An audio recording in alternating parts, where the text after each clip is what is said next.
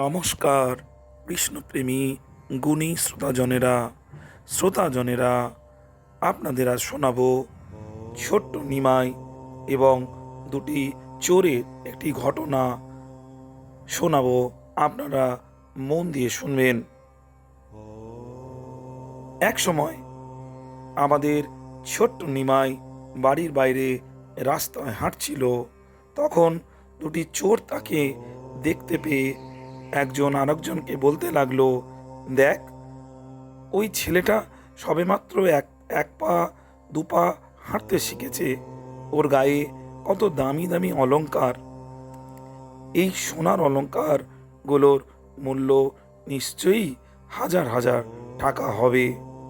সে নিশ্চয়ই ধনী ঘরের সন্তান। চল তাকে ধরি। তারা নিমাইকে বলল, আমরা তোমার কাকা, আমরা তোমাকে মিষ্টি, সন্দেশ, রসগোল্লা খাওয়াতে এসেছি। নিমাই বলল, তাই? আমি মিষ্টি খেতে খুব পছন্দ করি। চোরেরা বলল, তাহলে আমাদের সাথে চলো, আমরা তোমাকে মিষ্টি খাওয়াবো, এসো। তখন আমাদের শিশু নিমাই দুই চোরের কাছে গেল, আর এই সুযোগে দুই চোর নিমাইকে কাঁধে করে রওনা দিল। ছোট্ট নিমাই চোরের কাঁধে চড়ে খুব মজা পাচ্ছিল আর আশেপাশে তাকাচ্ছিল। এবং এই ছলে আমাদের ছোট্ট নিমাই প্রথমবার আনন্দের সাথে নবদ্বীপ নগর ভ্রমণ করতে লাগলেন। শ্রোতাজনেরা, চোরেরা ভাবতে লাগলো, টাকা হচ্ছে মধুর মতো মিষ্টি। আমরা অনেক বড়লোক হতে যাচ্ছি। এই বাচ্চাকে নিয়ে গিয়ে গোপনে আমরা ওর সব স্বর্ণালঙ্কার চুরি করব। তারা সমস্ত নগরী ঘুরে বেড়ালো। তখন নবদ্বীপ ছিল খুবই ব্যস্ত নগরী। লক্ষ লক্ষ লোক সেখানে বাস করত। নবদ্বীপ ছিল সমগ্র ভারতের সবচেয়ে বড় আর ব্যস্ত নগরী এবং পাণ্ডিত্য ও বিদ্যাধরগণের পীঠস্থান। তারা পার্শ্ববর্তী এলাকা থেকে সরে একটি বড় রাস্তায় ঢুকলো। নিমাইকে কাঁধে নিয়ে শহরের বিভিন্ন স্থানে ঘুরে বেড়াচ্ছিল, আর নিমাই সেই ভ্রমণটা খুব আনন্দে উপভোগ করছিল। গুণী শ্রোতাজনেরা, আমাদের ছোট্ট নিমাই বলল, আমার মিষ্টি কোথায়? তোমরা না বলেছিলে আমায় মিষ্টি খাওয়াবে? তখন তারা একটি মিষ্টির দোকান দেখে থামলো আর নিমাইকে সন্দেশ, রসগোল্লা, চমচম, বিভিন্ন প্রকার মিষ্টি কিনে দিল। নিমাই তখন মিষ্টি খেতে লাগলো। তখন তারা বলল, এখন আমরা তোমাকে বাড়িতে নিয়ে যাব। কিন্তু মনে মনে তারা ভাবলো যে তারা সেই বাচ্চাকে নিয়ে গোপন আস্তানায় যাবে। হাঁটতে হাঁটতে দেখলো যে তারা তাদের গোপন আস্তানায় চলে এসেছে আর ভাবছে, এখানেই আমরা এই বাচ্চার সমস্ত অলংকার চুরি করব। তাই নিমাইকে কাঁধ থেকে নামালো আর সাথে সাথে সব কিছু পরিবর্তন হয়ে গেল।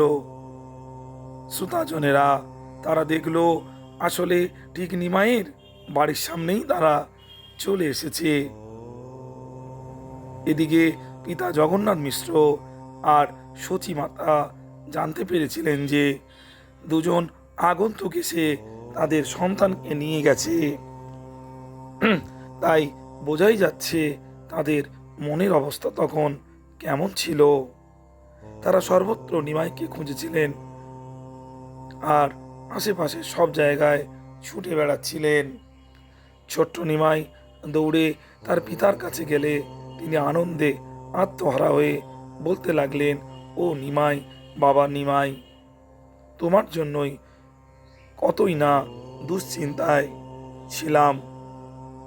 জগন্নাথ মিশ্র নিমাইকে আবার কাছে পেয়ে এমন খুশি হলেন যে তিনি নিমাইকে ফিরিয়ে দেওয়ার জন্য দুই ভদ্রলোককে পুরস্কৃত করতে চাইলেন। তিনি ভাবলেন, এরা অবশ্যই নিমাইকে বাইরে ঘুরতে দেখে এখানে ফিরিয়ে এনেছে। কিন্তু চোরেরা খুব ভয় পেয়ে গেল, কেননা তারা ছিল অপরাধী, তাদের মন ছিল কলুষিত। তারা ভাবতে লাগলো আমরা ধরা পড়ে যাচ্ছি, রাজার লোকেরা আমাদের ধরে নিয়ে যাবে ও বিভিন্ন রকমের শাস্তি দেবে। তাই তারা প্রাণপণে দৌড়াতে লাগলো। তাদের দৌড়াতে দেখে জগন্নাথ মিশ্র অবাক হয়ে ভাবলেন, ওদের কি হলো? ওরা এভাবে দৌড়ে পালাচ্ছে কেন? তিনি জানতেন না যে তারা গহনা অলংকার নেবার জন্য নিমাইকে চুরি করেছিলেন। বরং তিনি ভেবেছিলেন যে ওরা নিশ্চয়ই খুব ভালো লোক, ওরা আমার ছেলেকে ফিরিয়ে দিয়েছে।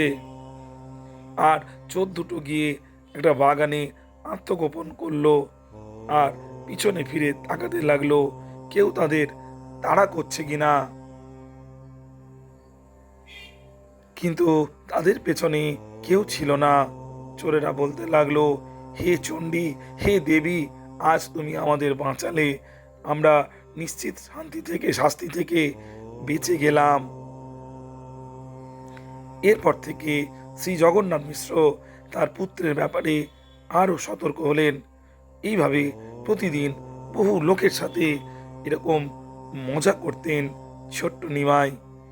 এইভাবেই আমাদের শ্রী গৌরাঙ্গ সুন্দর তার আনন্দমুখর শৈশব লীলা সম্পাদন করে জগতের সকলকে অগণিত অপ্রাকৃত আনন্দ এবং বিশেষ কৃপা বর্ষণ করতেন।